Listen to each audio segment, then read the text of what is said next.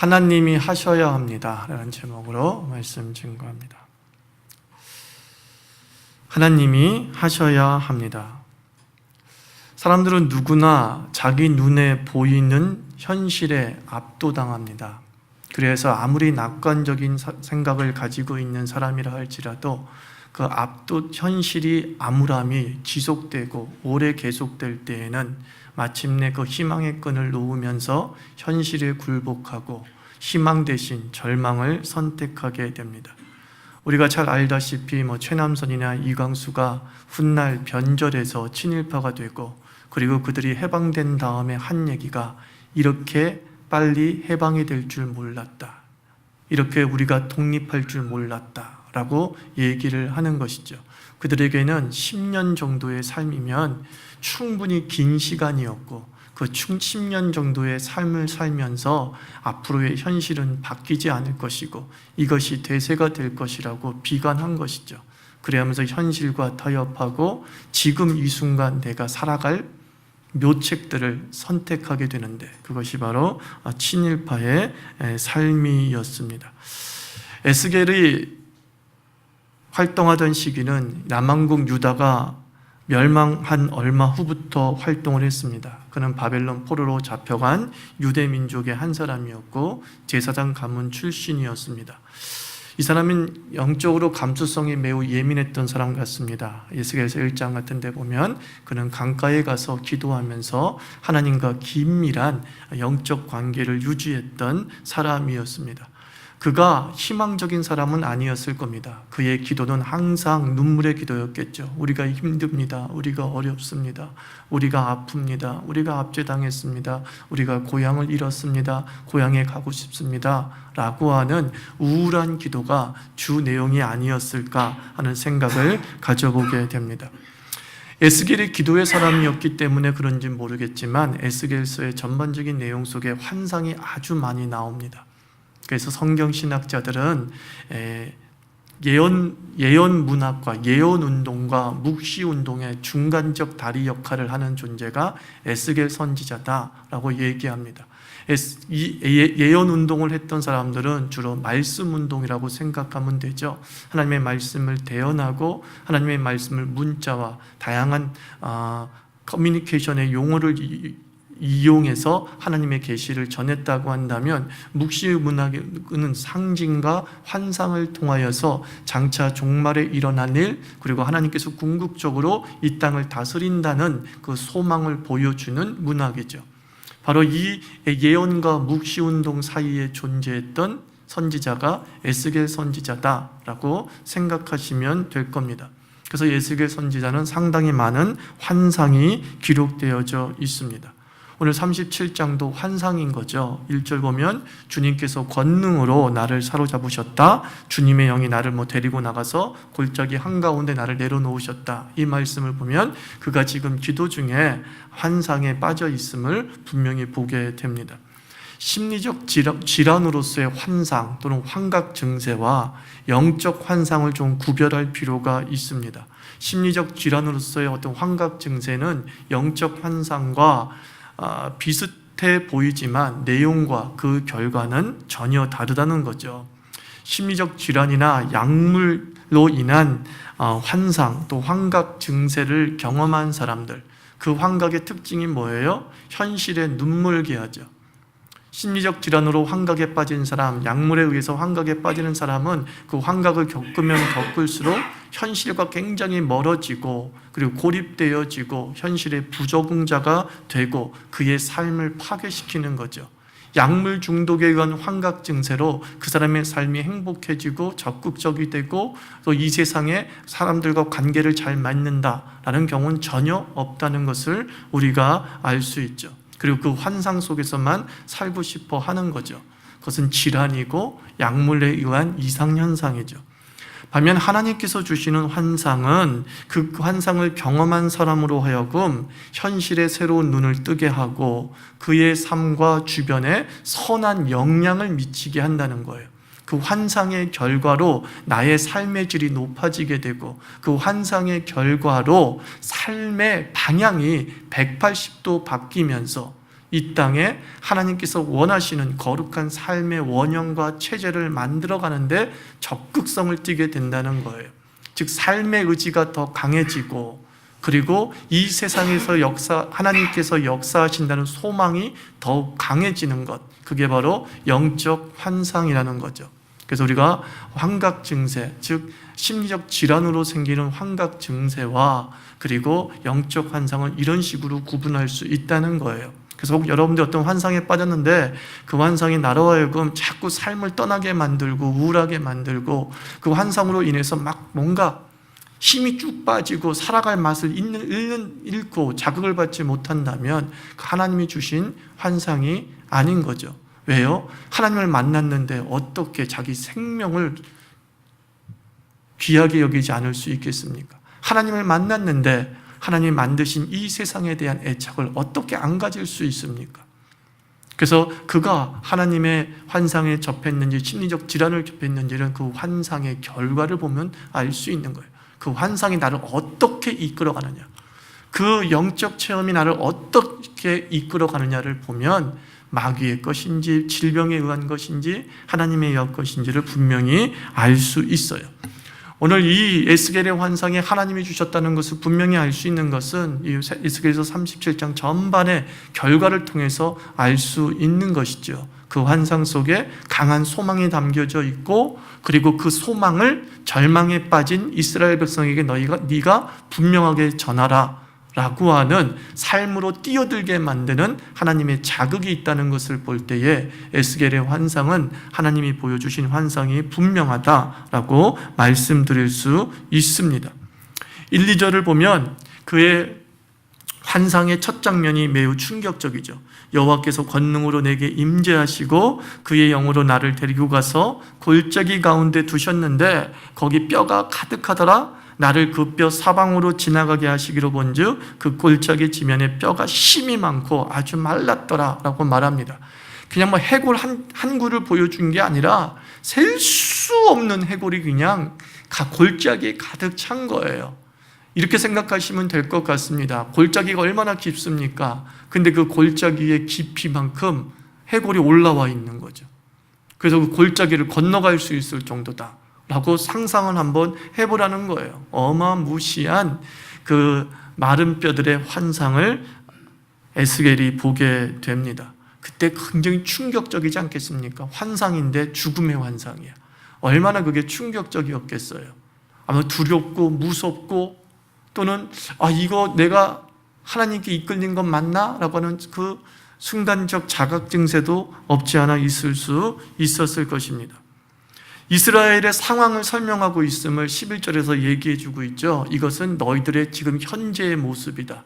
너희들이 이렇게 마른 뼈와 같이 절망적이고, 그리고 전혀 능력도 부재하며 다시 소생할 수 없는 완전히 죽은 자, 죽음으로 끝난 게 아니라 이제 살도 더 이상 붙어 있지 않아서 이것은 부활 자체가 불가능해 라고 보여지는 상태가 바로 너희들의 모습이다 라고 말하고 있어요. 그러니까 뭐예요? 하나님도 이스라엘의 상황을 안다 모르신다? 알고 계시다는 거예요. 이스라엘은 절망적입니다. 우리가 마른 뼈와 같습니다 라고 기도하고 살았습니다. 하나님이 대체 우리의 상황을 아는 거예요? 모르는 거예요? 이렇게 기도할 수 있었지 않겠습니까? 그런데 오늘 환상을 통해서 하나님이 아신대요. 너희들이 이와 같은 상황, 너희들이 느끼는 것보다 더 절망적이라는 건 내가 안다. 너희들은 뭔가 조금의 일말의 여지가 있을 거라고 하는 생각을 가질지 모르겠지만 내가 보는 너희들은 이거야. 정말로 절망적인 것, 니들이 그렇게 눈물 흘리며 기도할 만큼 안타까워 할 정도를 내가 충분히 이해하고 있다. 일단 그런 메시지겠죠. 기대감이 제로고 미래에 대한 기대가 없고 낙관이 전혀 없고 어떻게 살다 죽지 뭐 이런 생각만 하고 살아가는 자의 모습, 그게 마른 뼈의 모습 아니겠어요? 나이 들었는데 배운 건 없고 저축한 것도 없지, 흙수저지, 외모도 평범하지, 잦은 실패와 취업의 고백, 그리고 하는 것은 그냥 아르바이트 근근히 월세 내며 살아가고 있지, 그리고 얼마 전에는 애인과 헤어졌지. 도대체가 내 삶에서 생명력 있는 것 하나도 없는 상태, 그게 이 마른 뼈였던 거죠. 이제 끝이다, 지구 종말이나 왔으면 좋겠다. 나만 죽는 건 억울해. 다 같이 망했으면 좋겠다. 이런 생각이 들 때 그게 바로 마른 뼈의 모습이죠. 근데 그 모습을 주님이 아신다는 거예요. 너 그 생각하고 있지. 네가 지금 이런 상태이지. 내가 모르는 바는 아니야. 모르는 바는 아니야. 그리고 이제 하나님께서 에스겔에게 묻습니다. 근데 에스겔을 물으실 때 에스겔아 이렇게 묻지 않아요. 그죠? 2절 보면은 뭐래요? 사람아 이것들이 살아나겠니? 라고 물어요. 에스겔아 이것들이 살아나겠니? 에스겔에게 보여준 환상인데 하나님은 에스겔의 이름을 호명하지 않고 다른 데는 이사야야 부르고 예레미야 불렀던 하나님이 이 마른 뼈 환상에서는 사람아 이것들이 살겠니? 라고 물어봐요. 제가 이렇게 대조 성경을 이렇게 읽다가 NRSV 영어 성경을 읽어보니까 여긴 좀 의역을 좀 해놨더라고요. NRSV는 좀 직역하는 성경인데 이 부분만 의역한 것 같아요. 이 사람아라고 하는 부분의 단어를 뭘로 썼냐면 mortal이라고 썼어요. 그리고 immotal 그러면 불멸이라는 뜻을 가지고 있잖아요. 그러니까 mortal은 뭐예요? 덧없다 이런 뜻이거든요. 곧 죽을 생명의 한계가 있는 그런 뜻이에요. 그러니까 가장 적합한 우리말이 덧없는이에요. 그렇게 물어보는 거예요. 에스겔아 물지 않고 덧없는 인생아. 뭐예요? 너도 역시 마른 뼈인 이런 뜻이죠. 마른 뼈인 에스겔아 이게 살겠니? 이게 살겠니? 라고 물어보는 거죠. 그러니까 하나님은 환상에 빠진 에스겔의 마음도 알고 계신 거예요. 에스겔도 사실은 하나님께 기도하고 있지만 그의 심령과 환경은 어떤 상태예요? 마른 뼈예요. 그도 마른 뼈예요. 그 하나님께 부름받은 사람이지만 제사장으로서 그래도 소망을 가지면서 살아야 되고 믿음을 가지고 살아야 된다라고 말하는 사람이지만 그의 한 구석에는 그도 역시 절망 속에 있는 거예요. 사실은요. 예수 그리스도는 살아계십니다. 여러분을 고침받을 것입니다라고 설교하고 있지만 이 한 구석에는 에스겔 자신도 마른 뼈야. 믿음의 마른 뼈, 확신의 마른 뼈. 모든 게 마른 뼈의 상태임을 자각시키는 거죠. 에스겔아, 마른 뼈야. 똑같은 존재야. 네가 살고 있는 공동체와 네가 살고 있는 조직과 네가 살고 있는 가족과 별반 다름없는 에스겔아, 이 못하라. 너는 어떻게 생각하니? 이렇게 묻는 것이죠. 여러분, 우리가 하나님 앞에 정직해야 될 필요가 여기 있는 거예요. 앞에 서 있는 사람, 조금 믿음이 있다는 평가를 받은 사람은 그 믿음에 대해서 매우 위선적일 때가 있어요. 못 믿는데 믿는다고 얘기하고,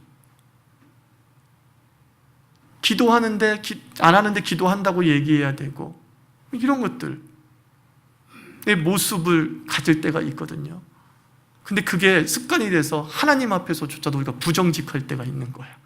내가 마치 대단한 존재이고 하나님에 대한 확신을 가진 존재인 것처럼 하나님 앞에 설 때가 있는 것이죠.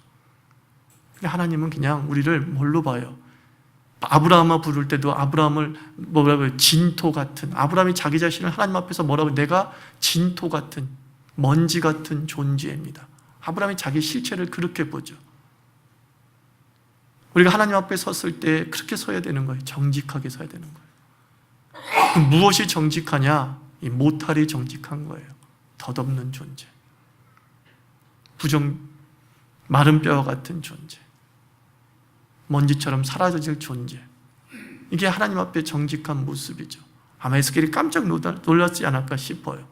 깜짝 놀라서 그랬는지 모르겠지만 그 순간에 엄청난 자각이 와서 왔는지 모르겠지만 이 뼈들이 살겠니? 라고 물으니까 에스겔이 뭐라고 답해요? 2절에서요. 주님이 아십니다. 이렇게 얘기해요. 주님이 아십니다. 에스겔의 답변 속에서는 두 가지가 없는 거예요. 무엇이 없냐면은 자기 확신을 주장하지 않습니다. 믿습니다, 주님. 나는 살 것을 믿습니다. 근데 그건 자기 확신인 거야. 자기 소망인 거야. 그렇게 돼야만 되는 당위성인 거야. 자기 당위성인 거야. 믿습니다 해야 되는 거 아니에요? 근데 그렇지 않아요. 자기 확신을 주장하지도 않아요. 또 뭐예요? 자기 절망과 일치시키지도 않습니다. 뭐래요? 나는 할 수 없어요 라고 말해야 되잖아요. 할 수 있어요. 할 수 있습니다 라고 말하든가, 아니면 아유 기대도 안 해요 이렇게 말해야 되잖아요. 근데 그 자기 절망과 또 일치시키지 않는 대답을 하고 있어요. 주님이 아시죠? 주님이 답이죠? 이 얘기하는 거예요. 주님이 답이죠. 주님이 답이죠. 말씀 앞에서 객관화가 얼마나 힘든지, 우리는 그 말씀 앞에서 아전인수격일 때가 절대적이잖아요. 기대가 넘칠 때, 내 속에 기대가 넘쳐서 막 흥분할 때에는 내 주변의 위험을 과소평가합니다. 아이 저런 일은 벌어지지 않아 라고 하면서 오직 잘 될 거라고 하는 것에만 집중하면서 흥분하면서 Yes I can, Yes I can, I believe, 난 믿습니다, 믿습니다. 반면에 내 마음이 침울할 때는 절망을 과대평가하고 위기를 과대평가하죠. 이래서 안 되고 저래서 안 되고 다 해봤는데 안 되고. 우리는 대답을 예스하고 대답을 노할 때에 그 예스의 기준은 자기예요. 노의 기준도 자기예요. 내 기분이 너무 좋을 때는 다 예스로 보여요. 내 기분이 너무 나쁠 때는 다 노로 보여요. 그게 하나님의 대답은 아니라는 거죠. 그래서 영어 성경에 보면 당신이 답입니다 이렇게 얘기해요. 당신이 아십니다라고 얘기하지 않고 당신이 답을 알고 있습니다 이렇게 얘기한다. 그러니까 당신이 답입니다 그런 뜻이거든요. 당신이 답입니다. 그게 무슨 뜻이에요? 하나님은 나에게 제한받지 않으십니다 이렇게 해석되더라고요. 저는요.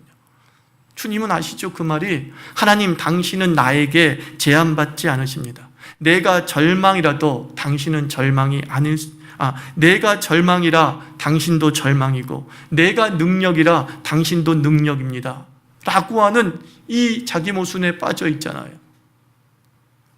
나의 능력에 제한받지 않으시는 하나님, 얼마나 중요한 개념인지 몰라요.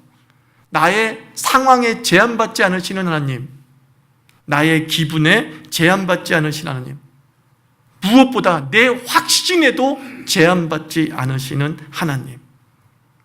에스겔이 활동하던 시대는 주문이 보편적인 시대였어요. 주문이 뭐예요? 신을 조종하는 신령한 용어를 주문이라고 하는 거예요.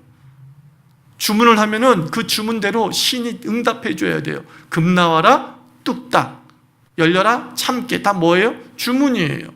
그 주문을 통해서 신을 움직일 수 있다고 생각했던 시대에 에스겔은 하나님을 조종할 생각을 하지 않습니다. 당신은 그래야만 됩니다. 그러셔야 됩니다. 그래야 하나님입니다. 이것 자체도 다 뭐예요? 내가 하나님을 움직일 수 있다라고 생각하는 월권이죠. 에스겔이 우리에게 남겨진 유산, 또 예언자들이 우리에게 남겨준 유산이 무엇이냐면은 하나님은 나에게 제한받지 않는다. 이것을 물려줬어요. 예언자들이 유일신 신앙에 보태준 것이 무엇이냐면 그 하나님은 다른 이방의 하나님들처럼 신들처럼 사람이 조종할 수 없다. 자유로운 하나님. 이것을 예언자들이 우리에게 물려준 것입니다. 믿음이라는 게 뭐냐? 믿음은 하나님은 무엇이든지 할 수 있고 나는 그 무엇이든지 수용하겠습니다. 그게 믿음이에요.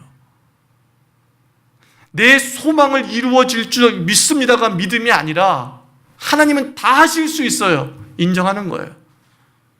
근데 무엇을 하든지 간에 그건 내가 수용하겠습니다. 그게 나를 죽이든 것인지 그것이 나를 살리든지 간에 난 다 수용합니다. 그게 믿음이에요. 에스겔이 도전해주고 에스겔이 우리에게 선물해준 게 이것입니다. 자기 확신에도 빠지지 말고 자기 절망에서도 허우적거리지 말라는 거예요. 상황을 보면서 내 능력을 가지고서 된다 안 된다를 평가하지도 말고 내 삶의 물질에 있고 없음을 통해서 하나님이 나에게 복을 주신다 안 주신다도 가늠하지 말라는 거예요. 하나님에 대해서 객관화된다는 게 얼마나 중요한지, 말씀에 대해서 객관화된다는 것이 얼마나 중요한지 몰라요. 하나님이 다시 묻습니다. 야, 이 덧없는 인생아, 아무것도 할 수 없는 존재야. 너도 마른 표처럼 될 존재야.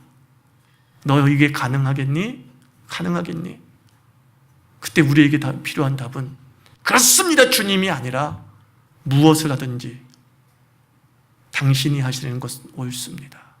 이 하나님에 대한 인정, 하나님의 하나님 되심을 인정하는 것이 먼저여야 된다는 거예요. 기도할 때도 마지막에는 예수님처럼 끝맺혀야 되는 거예요. 내 뜻대로 마옵시고, 뭐예요? 내 확신대로도 하지도 마시고, 내 능력대로도 하지 마시고, 오직 당신의 뜻대로 되기를 원하나이다. 그래서 하나님께서 이 에스겔에게 이 마른 뼈 같은 답답한 현실을 어떻게 해결해 줄 것인가에 대한 하나님의 답을 제시해요. 에스겔이 답을 제시하지 않으니까 당신이 뭘 하든지 난 그 답을 받겠습니다. 그러자 하나님께서는 에스겔을 답으로 사용하신다는 거예요. 4절과 9절 말씀을 한번 찾아보세요. 4절과 9절을 한번 4절을 읽어봅니다. 시작. 또 내게 이르시되 너는 이 모든 뼈에게 대언하여 이르기를 너희 마른 뼈들아 여호와의 말씀을 들을지어다. 9절입니다. 또 내게 이르시되 인자야 너는 생기를 향하여 대언하라. 생기에게 대언하여 이르기를 주 여호와께서 이같이 말씀하시기를 생기야 사방에서부터 와서 이 죽음을 당한 자에게 불어서 살아나게 하라 하셨다 하라. 4절과 9절에서 나오는 동일한 문장이 있죠. 무슨 문장이에요? 대언하여 이르라. 대언하여, 대신 말하라. 에스겔아, 네가 대신 말하라. 생각해 보십시오. 하나님께서 그냥 이 세상을 말씀으로 창조했기 때문에 빛이 있으라면 빛이 있으셨어요. 그러므로 직접 마른 뼈야 살아나라, 마른 뼈야 군대 가다라, 마른 뼈야 살이 붙어라 라고 하나님이 직접 말씀하시고 그냥 에스겔은 그 말씀하신 하나님 들어도 돼요. 근데 하나님께서는 에스겔에게 굳이 이렇게 얘기합니다. 넌 대언하여 이르라. 나의 대신 내가 하고자 하는 말을 네가 좀 해봐. 그리고 5절과 10절에 나오는 말이 뭐예요? 에스겔이 그 명령하신 대로 대언하여, 에스겔이 그 명령하신 대로 대언하여 말했더니 에스겔이 말하고 나서야 살이 붙고 에스겔이 대언하고 나서야 그들이 군대가 되는 놀라운 역사가 벌어졌어요. 에스겔은 덧없는 인생이에요. 마른 뼈예요. 그도 살아나야 될 존재예요. 이 뼈가 살겠니? 라고 했을 때 도대체 살릴 능력이 없는 존재예요. 근데 하나님께서 뭐라 그래요? 네가 살려, 이거 아닙니까? 주님 아시지요? 그랬더니만 그렇지? 너 아냐? 그래, 내 대답은 이거야. 너를 통해 내가 살릴 거야. 너를 통해 살릴 거야. 누구에게 이러한 놀라운 하나님의 답이 주어지고 통로가 되어집니까? 하나님을 하나님답게 만드는 존재예요. 내 확신 주장하지 말고 내 기분 따라 이 기도의 응답의 여부도 결정하지 말고 내 상황에 따라 내 미래가 어떻게 될지 함부로 재단하지 않고 나의 모든 인생은 주님의 손에 달려 있습니다. 주님이 내 인생이지 내가 어찌 이 인생이 이렇게 될 거다고 저렇게 될 거라고 감히 말할 수 있겠습니까? 주님이 아시잖아요. 내 인생이 어떻게 될지. 주님은 계획해 놓으셨잖아요. 내 미래가 어떻게 될지. 주님은 이미 스케치해 놓으셨잖아요. 우리의 자녀들이 어떻게 될지. 그런 자에게 주께서 말씀하는 거예요. 너는 대언하여 이르라. 그리고 네 말한 대로 되리라. 네가 선포한 대로 되리라. 다른 말로 무슨 뜻입니까? 네가 기도한 대로 되리라. 네가 주 안에서 소망한 대로 되리라. 이 말이잖아요. 소망이 먼저가 아니라 소망은 확신 때문에 그 소망이 이루어지는 것이 아니라 미래에 대한 낙관 때문에 미래에 대한 낙관이 펼쳐지는 것이 아니라 하나님 한 분에 대한 믿음. 당신은 모든 것을 할 수 있고 나는 그 어떤 것도 받아들일 수 있습니다. 이 마음이 있어야 되는 거예요. 따라 하십시오. 당신은 모든 것을 할 수 있고 나는 그 어떤 것도 받아들이겠습니다. 이게 믿음이에요. 이게 예언자가 우리에게 준 믿음이에요. 기도 생활하면서 하나님의 환상을 체험하며 신비한 모든 것을 누렸던 그 에스겔이 체험한 거예요. 하나님은 모든 것을 할 수 있습니다. 그리고 나는 그 어떤 것도 받아들이겠습니다. 그 사람을 향해서 하나님은 말씀하는 거죠. 그래, 나는 너를 답으로 삼겠다. 나는 너를 통해 마른 뼈를 살아나게 하겠다. 나는 너의 입술의 선포를 통해 이 땅을 세워나가겠다 라고 말씀하시는 거죠. 그리고 또 하나 환상의 16절 이후, 우리 대한민국을 위해 항상 제가 묵상하고 기도하는, 그냥 성경 그대로 읽으면서 기도하는 내용입니다. 하나님께 말씀합니다. 지팡이 갖고 와. 하나의 지팡이는 유다의 지팡이라고 쓰고, 하나의 지팡이는 요셉의 지팡이라고 써. 남과 북이 갈라졌잖아요. 북방 이스라엘은 10지파, 남방 유다는 베냐민과 유다 지파 2개로 해가지고 솔로몬 죽고 난 다음에 갈라졌잖아요. 그리고 그게 300년, 400년 흐르다가 서로 치고받고 싸우다가 아수르에게 망하고 남방 유다는 바벨론에게 망했어요. 하나님이 너무 안타까우셔가지고 예언을, 환상을 보여주는 거죠. 이 지팡이가 너의 손에서 하나가 되리라. 그래서 에스겔이 딱 잡으면 이 두 지팡이가 어떻게 붙었던 모양인가 보죠. 그래서 딱 하나가 됐어요. 내가 네 손에서 하나가 된 이 지팡이처럼 내가 갈라졌던 북방 이스라엘과 남방 유다를 하나로 만들어 줄 것이다. 한 지도자가 나타나서 통일시켜 줄 것이다. 다시는 너희들 흩어지고 대적하지 아니할 것이요, 다윗의 계보의 왕에 의해서 너희들이 다스림을 받고 유복해질 것이다. 우리 대한민국을 보는 것이죠. 이 대한민국을 보는 것이죠. 근데 여기서도 마찬가지로 하나님은 누구의 손을 사용하셨어요? 에스겔의 손을 사용하십니다. 에스겔의 손에서 하나가 된 것처럼, 에스겔의 손에서 하나가 된 것처럼, 전 그런 생각하는 거예요. 우리가 예수 그리스도 안에서 복음으로 먼저 하나가 되면 그 속에서 하나님께서 반드시 이 땅을 한 왕이 다스리는, 결국 메시아죠, 우리 주 예수 그리스도가 다스리는 그 나라로 만들어 가실 거예요. 여기서도 답은 에스겔이에요. 에스겔의 손에, 에스겔의 손에, 에스겔의 손에. 여러분들도 혹여라도 그냥 미신같이 여길지 모르겠지만 이렇게 퍼포먼스 한번 해보세요. 막 아내하고 내가 싸웠어. 그럼 여기다가 하천운 이정훈을 써. 하천운과 이정훈이 다 하지 하나가 되리라. 막 애들이 싸워. 그걸 붙여놓고 하나님 아버지 하면서 에스겔 서가지고 기도하고 퍼포먼스 한번 해보는 거죠. 여러분 삶 속에서 하나됨이 충만하기를 축원합니다. 진짜 같이 손을 합쳐도 살아가기 힘든 세상인데 가장 사랑하는 사람이 적이 되고 가장 사랑하는 사람이 나와 으르렁거리면서 시간을 낭비하고 있다면 이것처럼 비극적인 일이 어디 있습니까?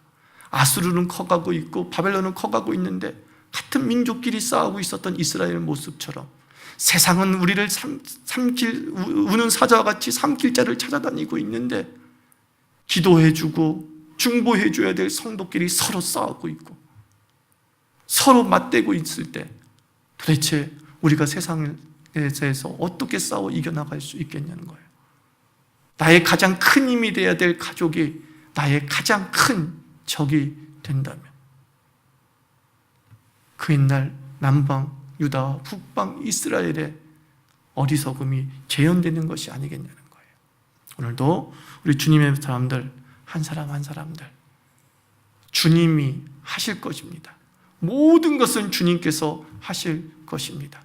우리의 확신도 주장하지 말고 우리의 절망도 너무 지나치게 과대평가하지 마시고 하나님이 모든 것을 하실 것이고 나는 그 모든 것을 받아들일 준비가 되어 있습니다 라고 할 때 하나님께서 설마 그래? 그러면 마른 뼈야 이제 가루가 되어라 라고 하실 분이 아니잖아요. 그죠? 그죠? 하나님 우리에게 복 주시기를 원하시고 은혜 베푸시기를 원하시고 평강 주시기를 원하심을 우리가 바로 지난주에 함께 묵상하지 않았습니까? 그 하나님을 믿는다고 한다면 이제 우리 자유교회도 주님이 답입니다 라고 말할 수 있는 크리스찬 되기를 주의 이름으로 축원합니다. 기도합시다.